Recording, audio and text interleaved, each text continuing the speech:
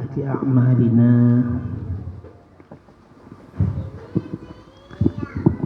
من يهده الله فلا مضل له ومن يضلل فلا هادي له أشهد أن لا إله إلا الله وحده لا شريك له وأشهد أن سيدنا ونبينا محمدا عبده ورسوله اللهم صل على سيدنا محمد الفاتح لما أغلق والخاتم لما سبق ناصر الحق بالحق والهادي إلى صراطك المستقيم وعلى آله حق قدره ومقداره العظيم أما بعد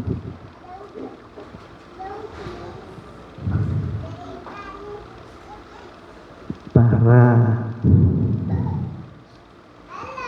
sahabat-sahabat, anak-anak mujahidin mujahidat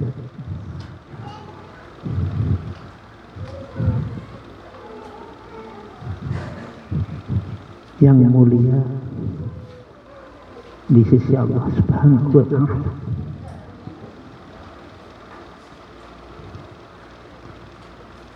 Alhamdulillah wa syukurillah,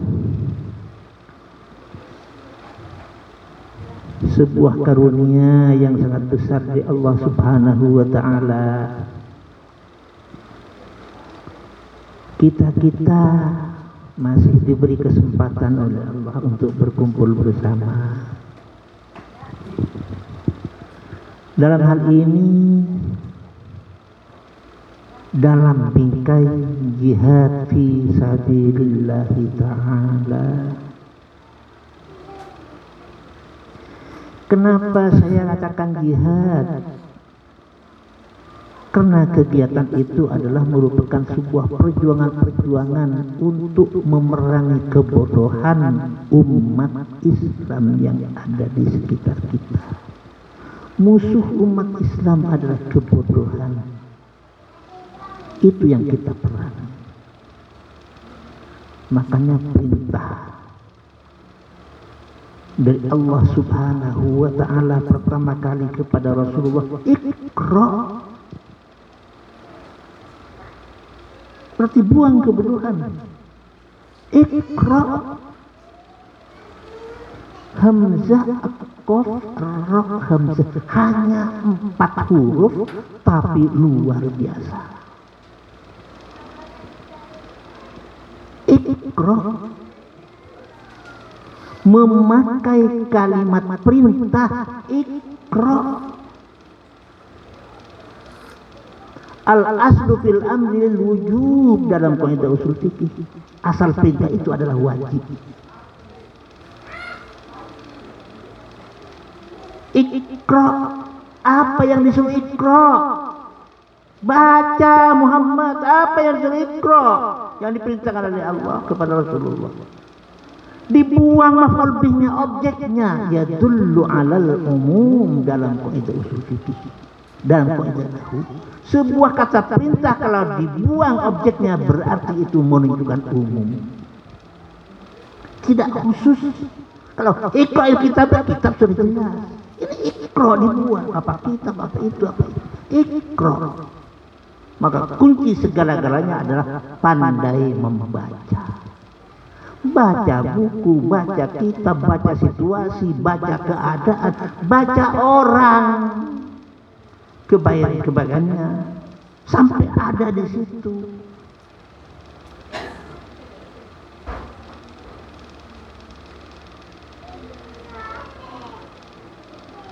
Jadi Iqra, baca ayat-ayat kauniyah, tanda-tanda kebesaran Allah yang bukan merupakan huruf dan ucapan qauliyah tapi merupakan ciptaan Allah. Kita semua manusia adalah ciptaan Allah. Kenapa dari sekian banyak manusia di dunia ini, walaupun punya hidung, punya mata, Dan matanya dua semuanya, hidungnya satu dua semuanya, lubangnya dua semuanya, nggak ada yang satu, telinganya dua, mulutnya satu, bibirnya dua. Nah, semuanya seperti itu. Kenapa? Mata campur kita. Menolak kata Ustaz Razak, tak campur kah? Lain padahal sama. Mata dua, hidung dua. Inilah kebesaran kekuasaan Allah.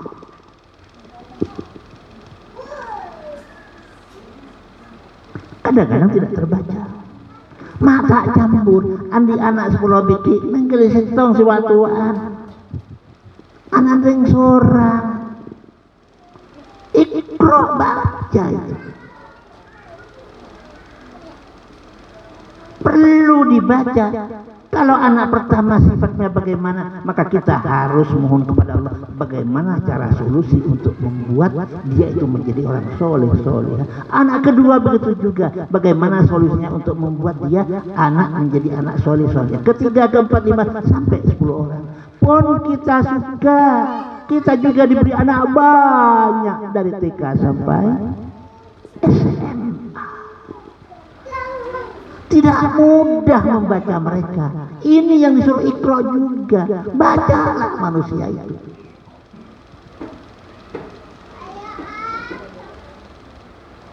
Anak TK melihat, guru TK melihat anak-anak TK yang masih kecil-kecil seperti itu, perlu dibaca. Maka muncullah namanya ilmu jiwa. Ya Allah, muncullah lagi ilmu pendidikan. Muncullah ilmu jiwa anak-anak, khusus untuk anak-anak. Jadi kita ke sekolah itu diperintahkan Allah, Iqra baca, maka dituntutlah kita untuk menjiwai anak-anak di kita masuk kelas diperintahkan kita oleh Allah, bukan sekedar masuk kelas langsung nulis pelajaran di papan, langsung menerangkan terus keluar pulang. Iqra juga itu, tapi masih belum sempurna dan belum sempat. Itu hanya namanya mu'allim, belum murabbi, hanya pengajar atau guru, belum disebut pendidik.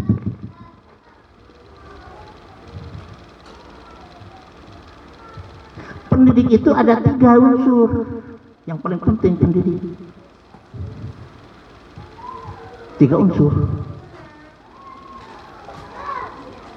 Tarbiyatul ajsam, dididik anak-anak tersebut, diperhatikan anak tersebut tentang ajsam jasmaninya,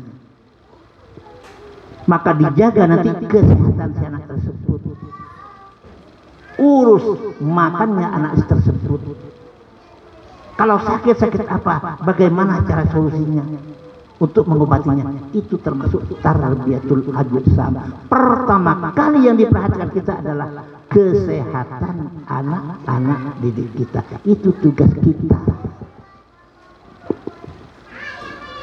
Banyak jalannya untuk mencegah ini. Salah satu di antara makannya anak bagaimana.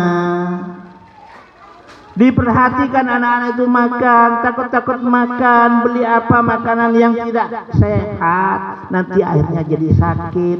Maka nanti kita itulah yang dituntut untuk menjaga makannya anak-anak. Itulah pentingnya di sekolah-sekolah, di madrasah kita khususnya, menjaga kesehatan anak. Lihat dari segi makannya setiap waktu, belanja di mana dia makanan, bersih apa tidak, itu kewajiban kita, tanggung jawab kita sebagai pendidik.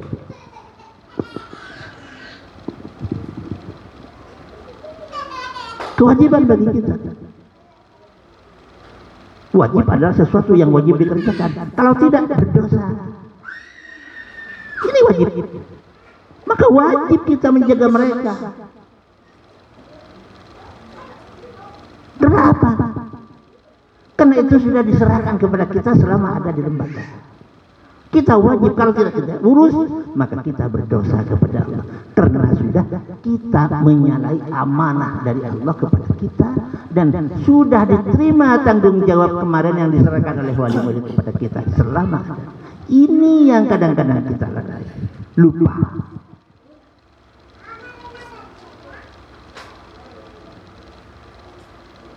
Masya Allah,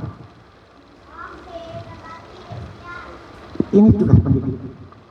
Tarbiyatul ajsam, mendidik jasmaninya.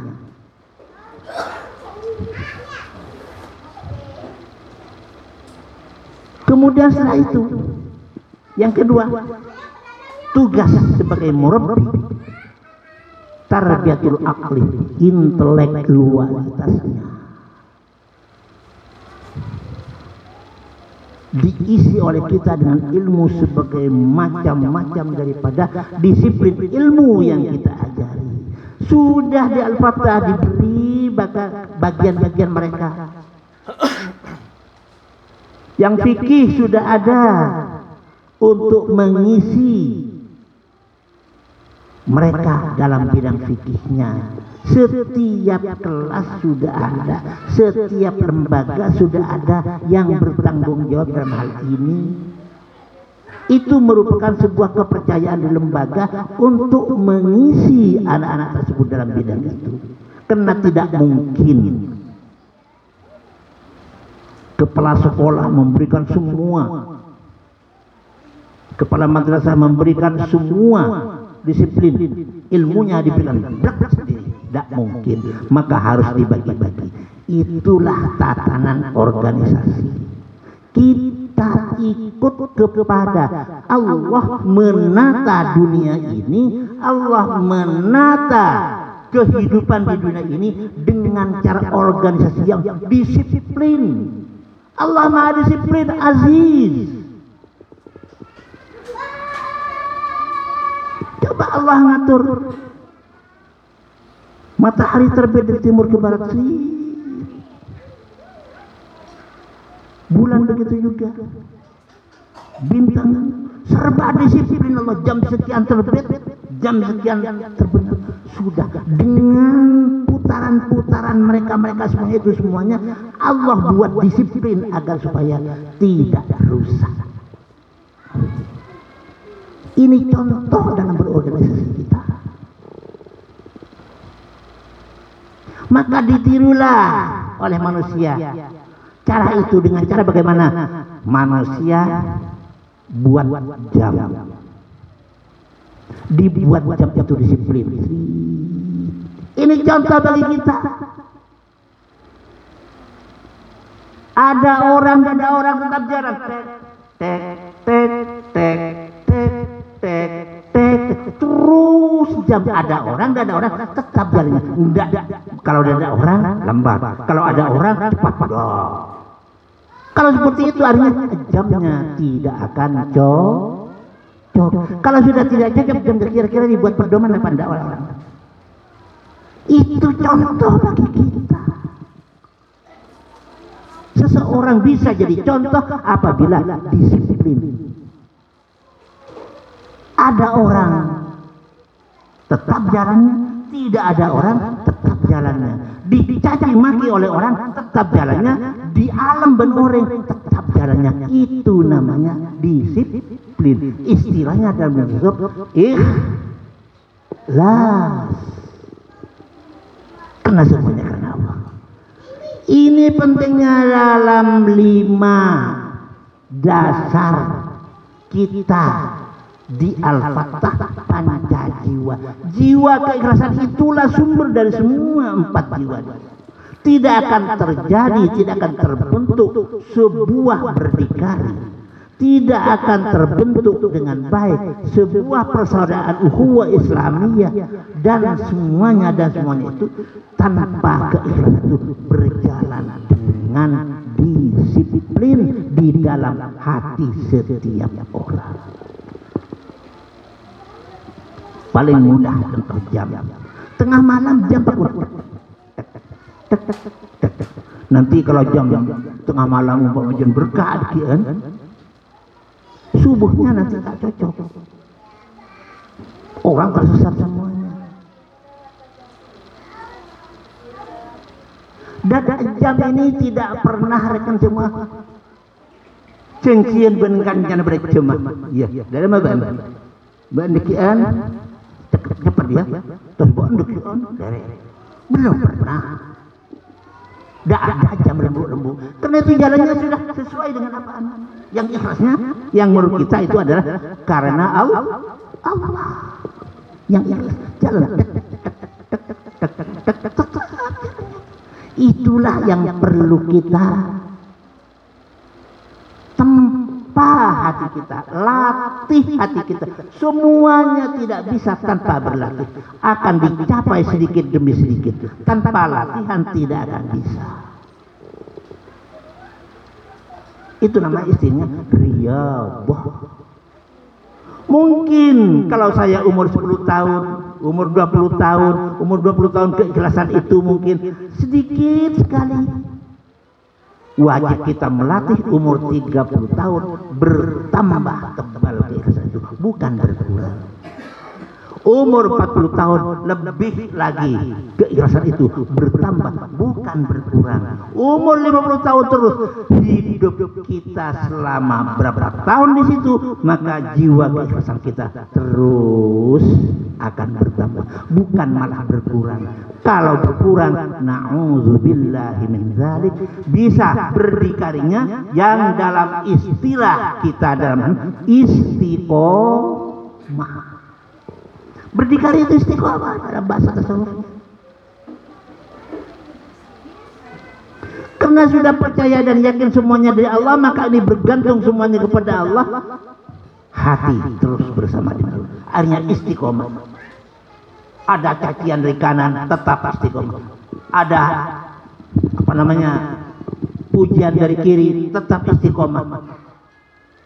Kalau ada pujian asa bangga pasal sekalian John Pecin, itu belum ikhlas. Belum.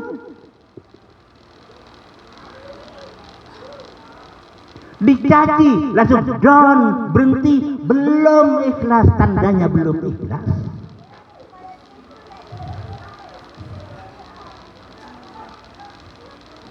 Begitulah istiqomah. Jadi tidak istiqomah.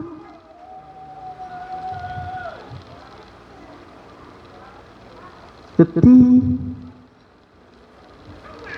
orang yang ntar ke masjid berjamaah, masya Allah, kadang-kadang terus setiap harinya setengah termoban kancana, ya, mak turunnya kan ngacik lebur kok dekat hatinya.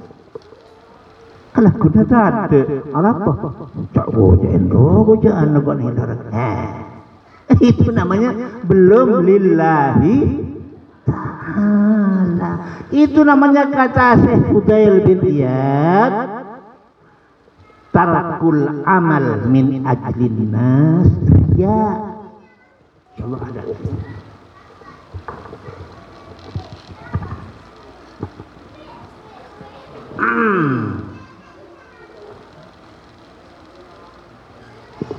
Coba dilihat halaman 7.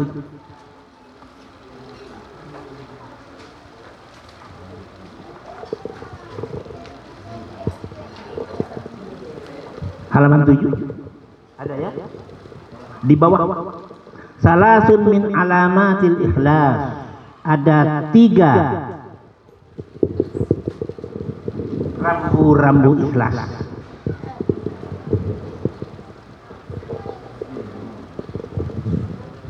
Tanda-tanda ikhlas ada 3.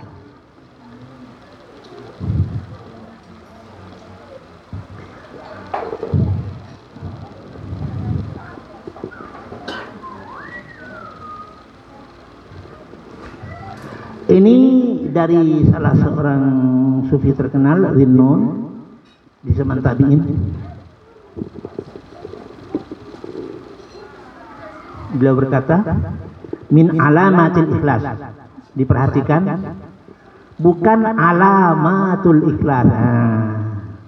Ini sambil mengkaji karena bahasa Arab, maka harus kita memperhatikan alat-alat bahasa Arab, nahwu, sorof, balaghah. Harus. Kalau kita mengkaji bahasa Arab, jangan kromo, rusak nanti.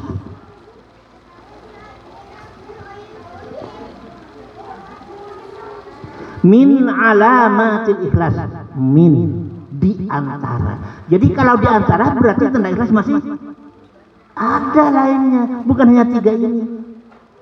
3 inilah yang disebut oleh Zinnun rahimahullah.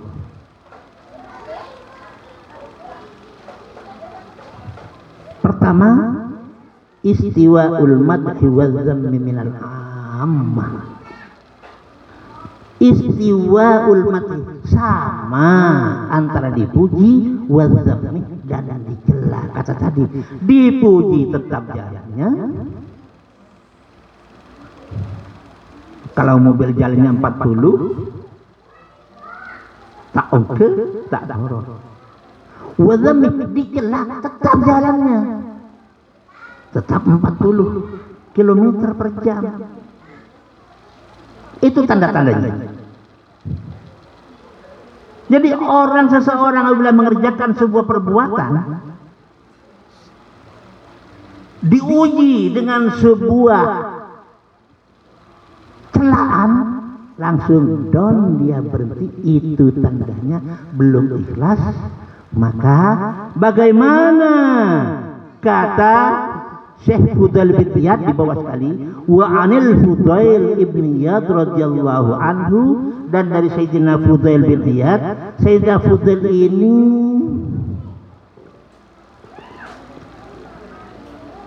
salah seorang tabi'in,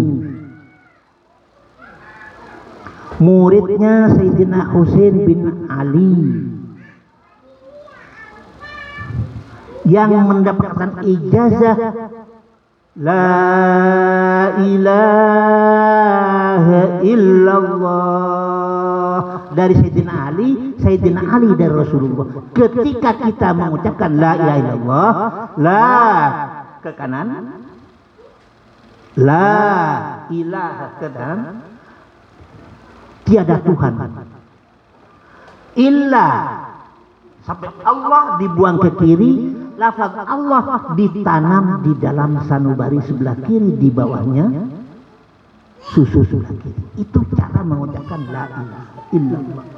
Jadi lafaz jalalah tauhid ditanam ke bawah di sini. Dari Sayyidina Fudail bin Iyad, terima di Sayyidina Husain bin Ali, Sayyidina Husain dari Sayyidina Ali, Sayyidina Ali dari Rasulullah sallallahu alaihi wasallam. Ini sanadnya. Bagaimana kata Sayyidina Fudail bin Iyad?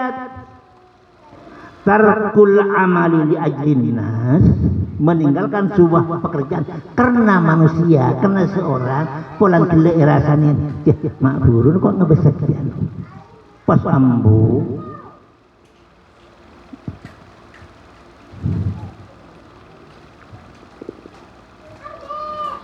Bagaimana? Riyaun, itulah tandanya perbuatan riya, bukan karena Allah. Itu tandanya pernyataan, bukan ikhlas karena Allah. Aubah-ubah. Kalau ikhlas karena Allah, Allah tidak pernah berubah-ubah. Disitulah.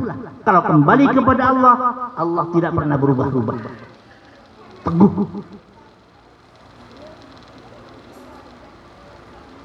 Itu tandanya riya.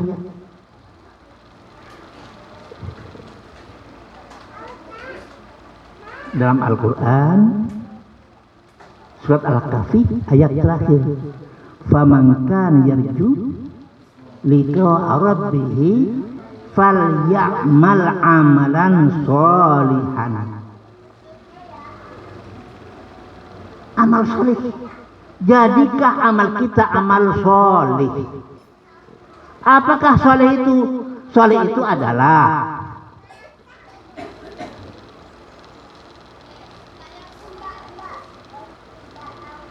Sesuatu yang cocok ke Allah, sesuatu yang cocok kepada sesama.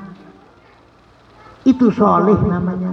Disebutkan di dalam kitab Irsyadus Sari, syarah Sahih Bukhari, tentang soleh begitulah. Jadi cocok dalam hubungan vertikal kepada Allah, cocok dalam hubungan horizontal kepada sesama. Itu baru soleh namanya.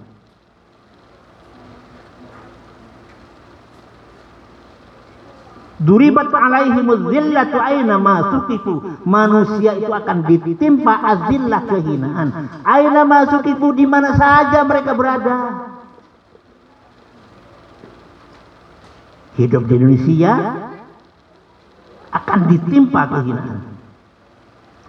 Hidup di luar negeri akan ditimpa kehinaan.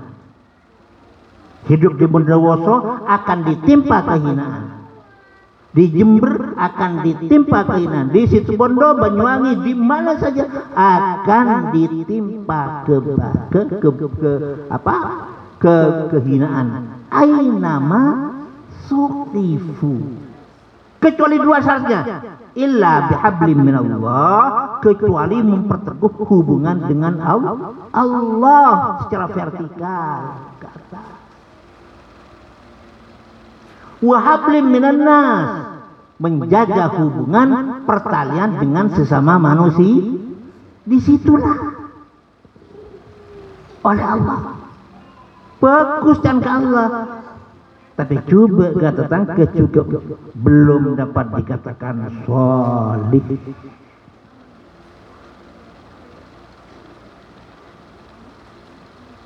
Ini sebab disitulah maka orang istiqomah yang betul-betul hatinya ikhlas, keikhlasan itu sulit dan sulit keikhlasan itu. Ya Allah, masya Allah.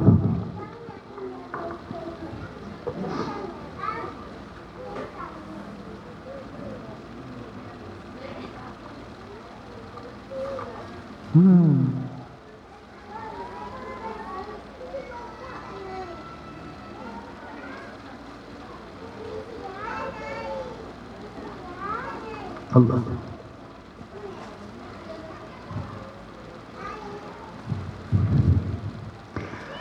Masya Allah. Falyamal amalan sholihan. Berbuat soleh, amal soleh.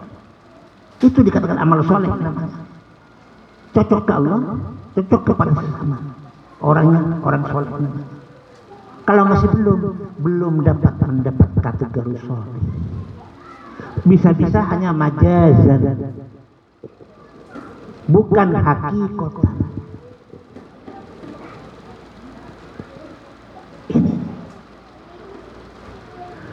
Selanjutnya wala yusyrik bi'ibadati rabbih ahada. La yusyrik bi'ibadati rabbih. Jangan sampai dia menyekutukan Tuhannya ahadan, satu orang pun. Kenapa Allah menyebut ahada, satu orang pun? Sebuah kata ahadan, satu orang pun, kalimatnya nakiro, tidak pakai al, karena al itu besar pengaruhnya kepada kata-kata ahadan. Kalau dikatakan al ahadoh, besar sekali pengaruhnya di dalam bahasa Arab. Ahadan pakai nakira. Nakira ini disebutkan hanya sebuah sebutan, di mana sebutannya bisa yang satu ini, bisa yang satu ini, bisa yang satu ini, semuanya apa? Maka kita jangan memusyrikkan seseorang yang namanya itu. Karena punya hubungan, entah itu atasannya, itu ahadan, entah itu bapaknya, entah itu saudaranya. Kalau ketemu dengan mertua, ahadan mertua. Apa yang bagus pada mertua, la yusyrik bi ibadatihi mertua.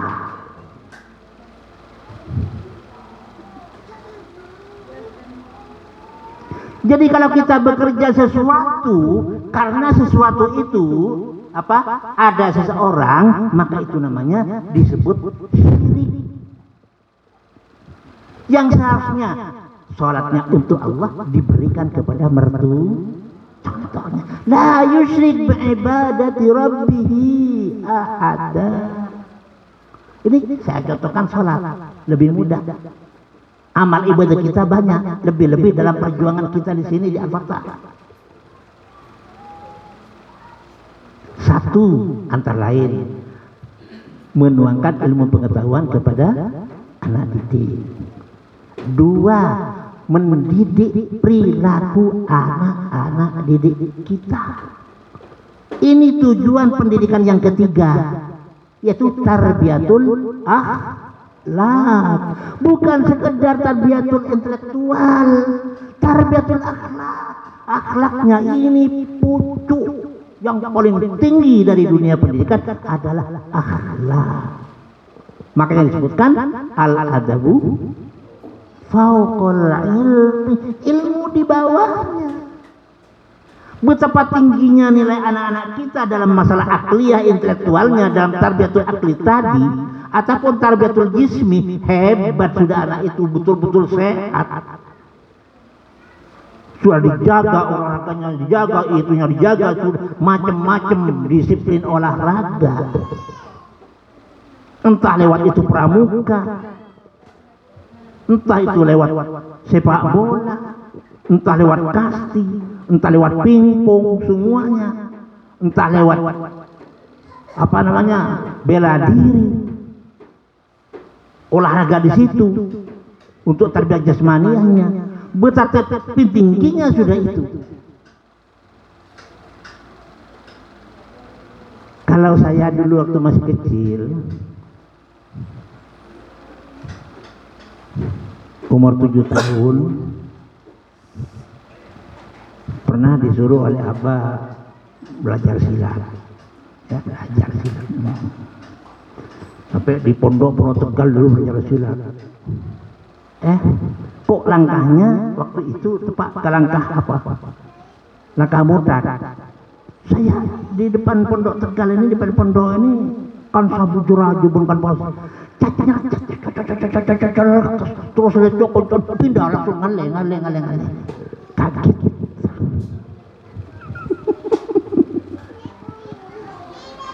Iya dulu di pondok Tegal dulu. Waktu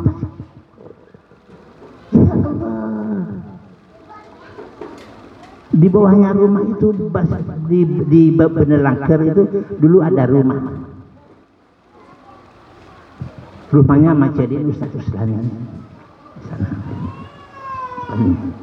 Di sana dibuat ada rumah kosong.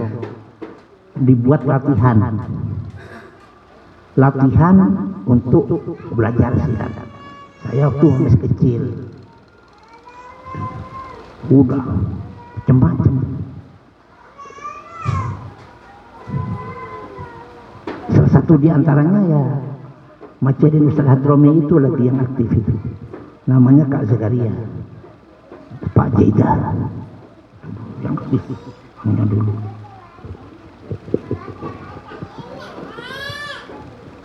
Itu biasa itu.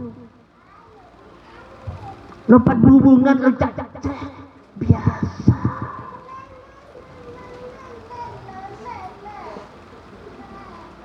Biasa. Lompat hubungan.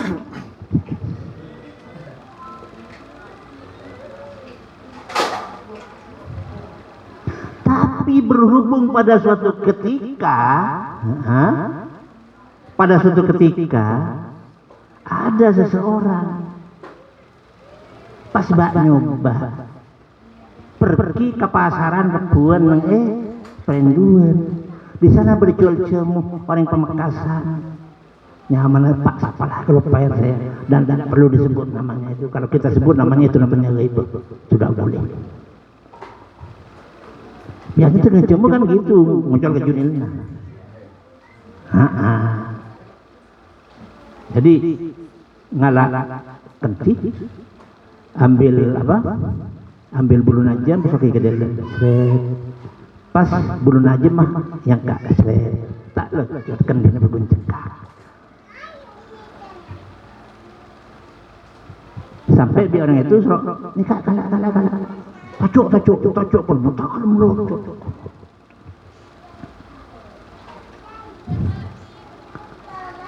bid'apit oleh dia kakak hamdani besoknya kakak tertua Masya Allah ya dia itu ya gitu katanya para badai itu terus ada sirat gitu udah kalau ini loncain hubungan dua berdua dengan para entar ke sana terus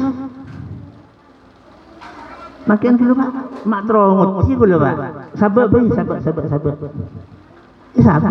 dia tukang cemun bengken sini mak locot pak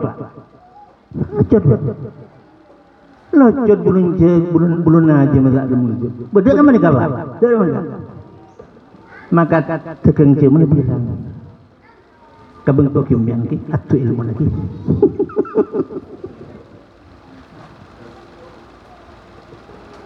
diketahui dia oleh Abah seperti itu ditotop pas sudah stop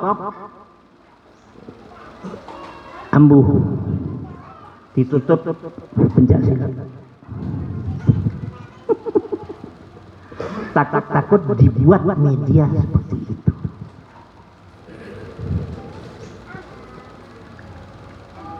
ini ketika itu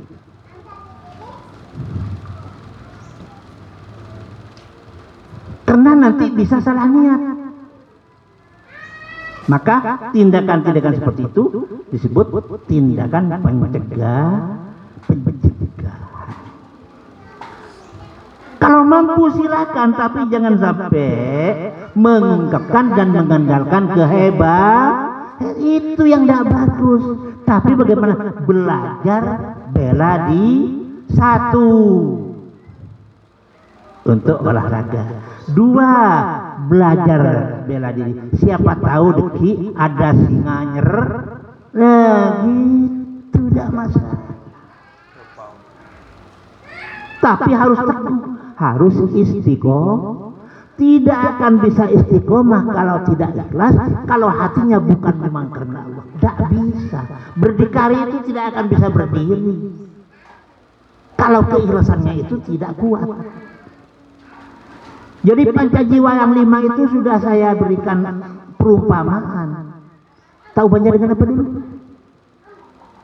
Iya jangan si Farouk. Pancajiwa dulu tahu sama dengan apa katanya? Ingat.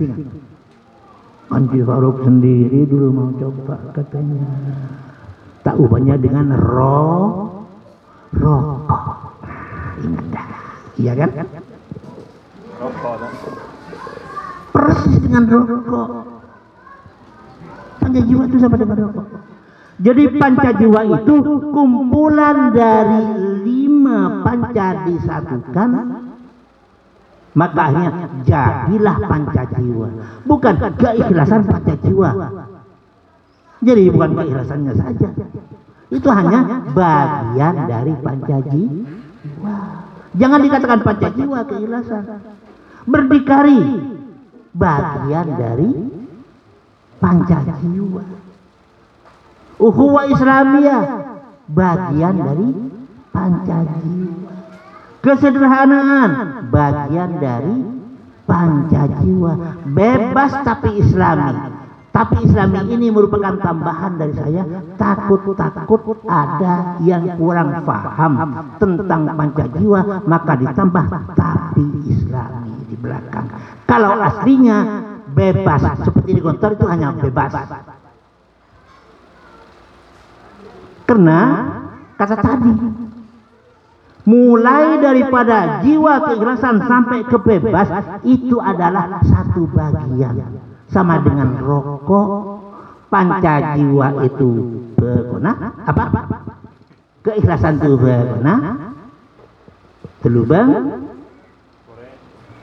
Telubang apa telubang? Umpamana berdikari berdikari cengkena sedih bebe uhuwa Islamiyah pas apa namanya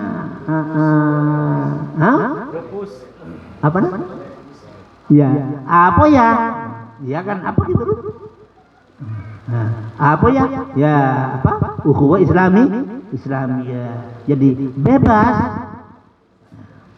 ya apa ya pokoknya penjara rokok itulah iya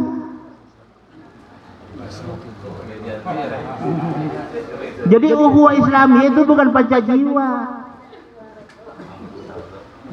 berdikari itu bukan pancajiwa satukan jadi satu baru itu pancajiwa jadi berdikari dapat dikatakan pancajiwa berdikari yang ikhlas kalau berdikari tidak ikhlas bukan pancajiwa bebas yang ikhlas apa yang ikhlas bebas ikhlas itu karena Allah jadi kalau bebas tanpa karena Allah tidak sesuai dengan apa yang dikehendaki Allah bukan pancajiwa bebas karena TV nyaman jadi bebas yang pancajiwa disebut ditambah di sana tapi Islam supaya tidak mudah untuk ditafsirkan yang bukan karena kurang paham terhadap pancajiwa semuanya jadi satu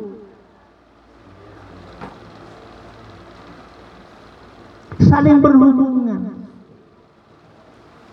itu di situ jadi ada katanya ukhuwah Islamiyah persaudaraan Islam tapi selang cangkar bukan pancajiwa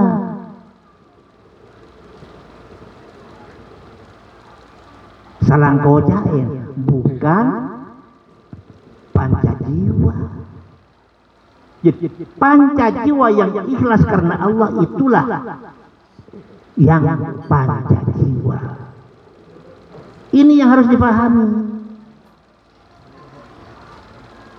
ya Allah jadi jangan diambil satu sisi jangan nggak bisa sama dengan rokok apa kok beku melolo tak bisa arokatnya kayak melolo tak bisa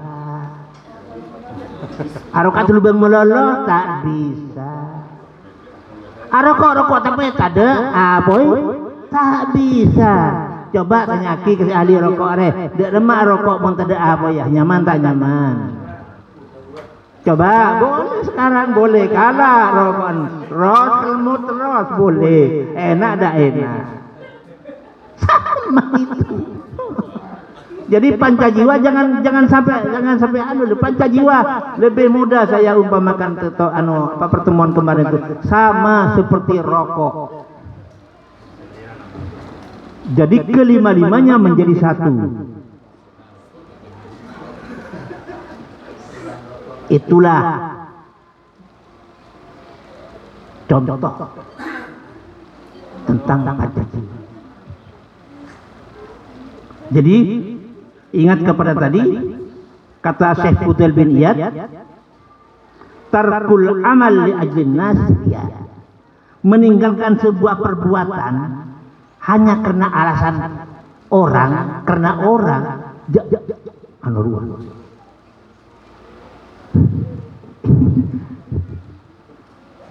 kira-kira ada di kita ini ke Al-Fatihah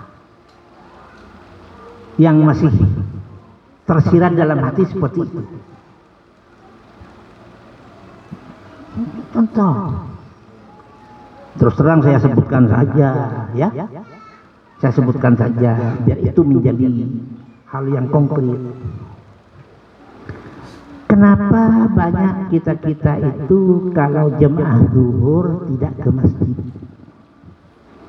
Karena sudah ada ustadz. Ya, ada enggak? Karena di masjid sudah ada Ustadz Musfi yang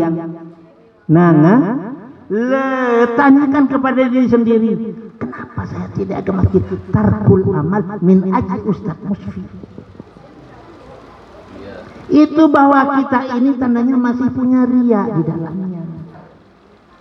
Kalau kita tanggung jawab bagaimana anak-anak ini supaya istiqomah, menjadi orang takwa, menjadi orang soleh, anu kepada Allah semuanya, bersama dengan kita ini anukan.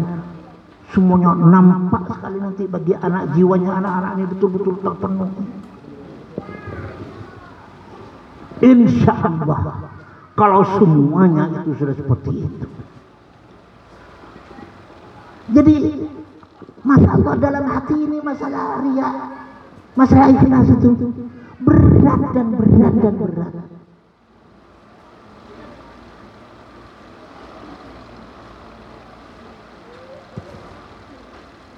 Itu.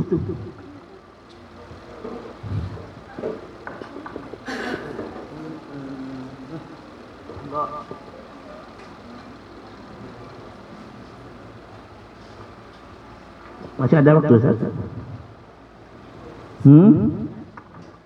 Masih ada waktu? Oh, masih ada waktu.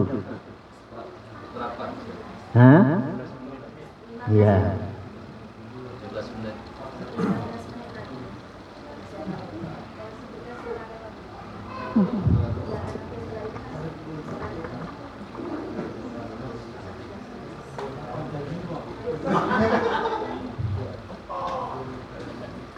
Jadi kita ini kalau berbicara masalah ikhlas, 1 tahun belum selesai.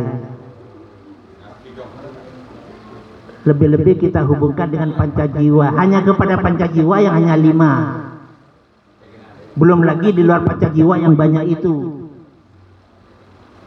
Yang sering saya ungkap dulu, bagaimana keikhlasan masyayikh kita, keikhlasan Kiai Syamsul Arifin mengembangkan agama Islam dengan cara mendirikan pondok pesantren di Sukorejo. Bagaimana keikhlasan Ki Hasyim Asy'ari dalam mengembangkan Islam pada waktu itu. Bagaimana keikhlasan Ki Mathuril Benggalan. Bagaimana keikhlasan Ki Abdul Hamid Banyuanyar, Ki Abdul Hamid bin Isbat Banyuanyar yang wafat di Mekah dan terkenal kewaliannya sampai orang-orang Mekah sendiri aziarah ke Astana di Mekah mengakui kewalian beliau, Ki Abdul Hamid Banyuanyar.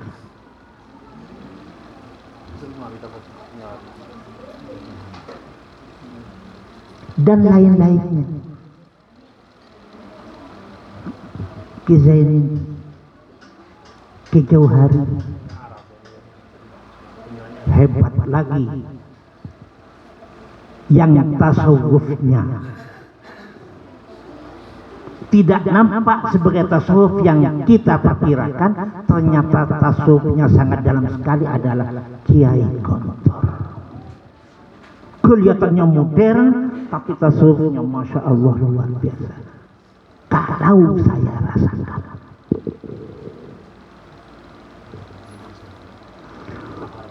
terutama kali dalam menetapkan jiwa keikhlasan, karena keikhlasan yang diterapkan di sana betul-betul sudah merupakan sebuah keikhlasan yang sangat baku untuk semua warga Gontor. Mulai dari pimpinan terus ke bawah sampai santri, sampai pembantu-pembantunya di sana. Masya Allah luar biasa. Terwujudlah bagi semua penduduk Gontor di sana. Disitulah yang diinginkan sekali sama almarhum guru saya Ki Jauhari Gontor, Ki Jauhari Khatib, ingin sekali mempunyai sebuah lembaga pendidikan seperti Gontor. Akhirnya muncullah yang namanya TMI, Tarbiyatul Muallim Al-Islamiyah, Pondok Pesantren Al-An. Saya rasakan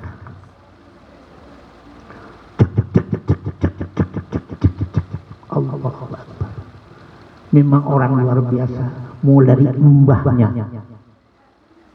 mbahnya Ki Zarkasi, mbahnya Ki Ahmad Sahal, kakak beradik itu dua, dan Ki Fanani almarhum yang punya tugas di bidang pemerintahan, bagi-bagi tugas. Ki Ahmad Sahal itu bagian murabbi, pengasuh santri dan pengasuh masyarakat sekitarnya, itu bagiannya Ki Sahal. Yang khusus menggodok ke pendidikan adalah Ki Zarkasi. Pendidikan digodok kuat semuanya, bukan sembarangan. Ahli tabakapi, ahli terkakapi, Masya Allah, itu beliau. Ini yang perlu kita tiru. Bagaimana jiwa keikhlasan ini bisa tercermin dan terbentuk, kemudian membentuk semua warga Al-Fatah sampai tertular kepada anak-anak kita. Anak-anak kita mulai dari tingkat yang paling kecil TK sampai kepada SMA dan terus ke semuanya warga Al-Fatah.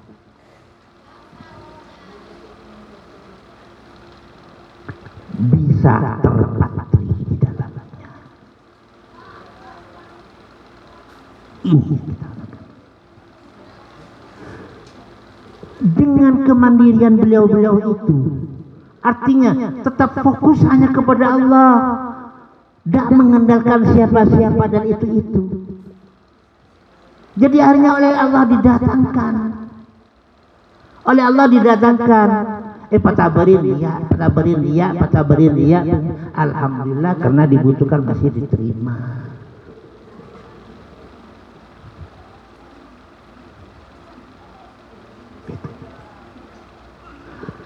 Tapi kalau digontor tidak sembarangan. Dari gigihnya dan kuatnya, ini hatinya kuat, Masya Allah. Tak tahu dari mana gontor itu.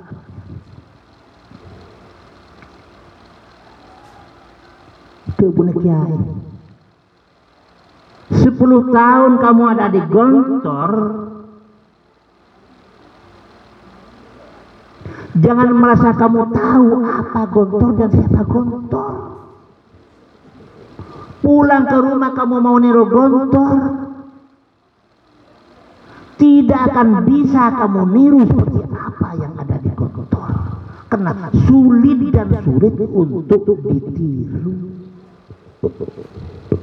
Sulit dan ditiru. Ternyata banyak sekali alumni gontor yang mau meniru seperti gontor, tidak bisa 100%. Tidak bisa 100%. Gontor mulai di awal sampai sekarang belum pernah berubah. Apanya belum pernah berubah? Hanya pengembangan sesuai dengan keadaan. Karena takut tidak seperti pendirinya.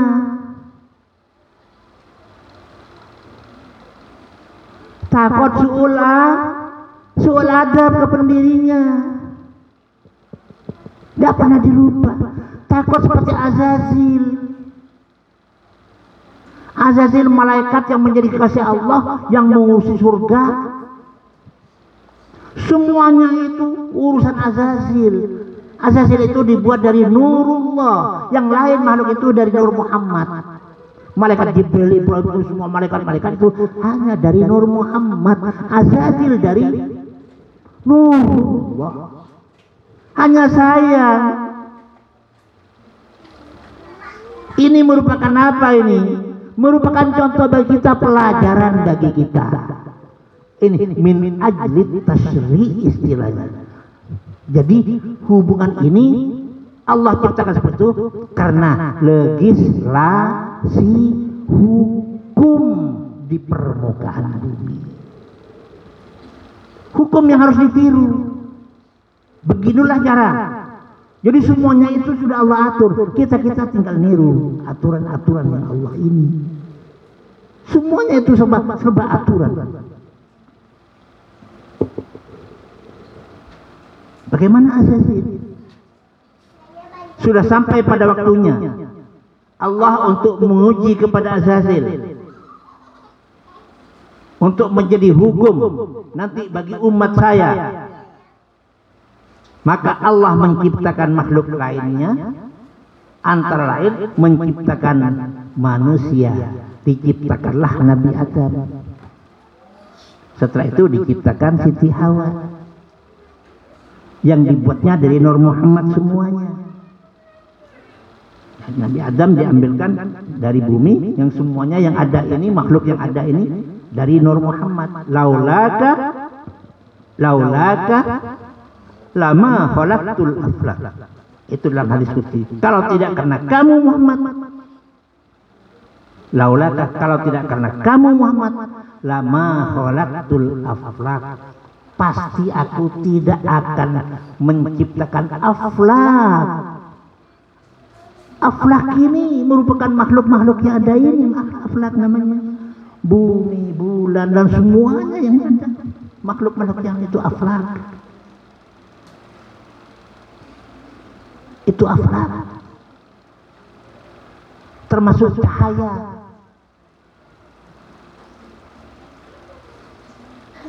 Ini semuanya. Kemudian yang lainnya dibuat di Nur Muhammad. Yang Azazil ini dari Nurullah.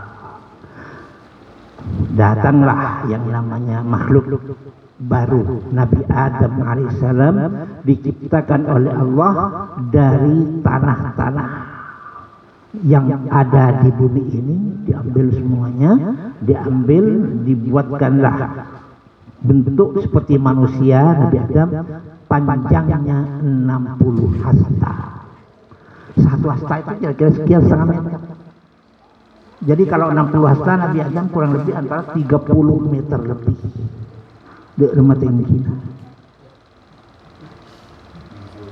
Itu Nabi Adam. Dek rumah tinggi Nabi Adam. Proses-proses seperti itulah terus. Setelah Nabi Adam itu diberi roh hidup, yang awalnya itu ya, sampai di hidung asin, bilang alhamdulillah. Sampai sekarang kalau asin pokoknya alhamdulillah di kanjeng Nabi. Terus sampai juga, terus sampai di perut. Maunya mau jaga tak bisa, terus jadi Nabi Adam. Nyintaren biksinya mana, sapenya mana sebelumnya Azazil. Nyintaren tabu Nabi Adam cocok, maka ketibujil.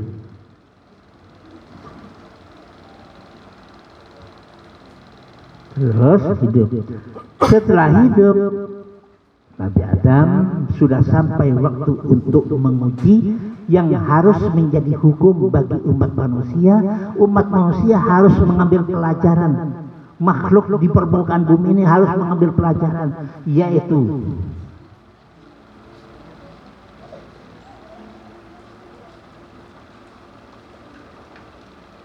diperintahkan untuk bersujud kepada Nabi Adam alaihissalam.